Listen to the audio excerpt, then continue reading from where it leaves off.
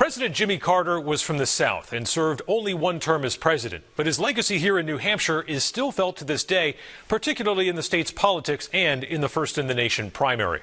Carter's 1976 presidential run has entered a kind of legendary territory in the Granite State, the Georgia governor arriving as a total unknown and setting up an organic grassroots campaign that was so close to its volunteers, Carter would stay in their homes while he was on the trail. He didn't have money, he didn't have name recognition, he didn't have a lot of powerful friends in the state party.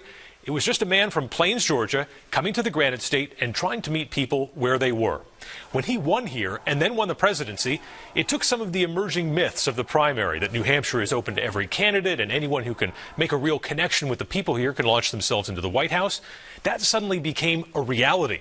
Bill Clinton, John McCain, and others who've made that special connection with voters in New Hampshire have all followed in Jimmy Carter's footsteps. The other legacy of President Carter here in New Hampshire is the Democratic political powerhouse that is the Shaheen family. Now, it's likely that Bill and Jean Shaheen would have risen in New Hampshire politics under any circumstances, but their close association with Jimmy Carter and his ascension to the White House really accelerated their path to power. She's obviously a U.S. Senator, 3 terms now, and he's a member of the Democratic National Committee, a very powerful one to boot. But there are many other top New Hampshire Democrats who point to that 1976 Carter campaign as a formative moment in their own lives. And not just that primary, but also the 1980 primary, often forgotten, when Ted Kennedy challenged Carter, a sitting president in New Hampshire, and then lost.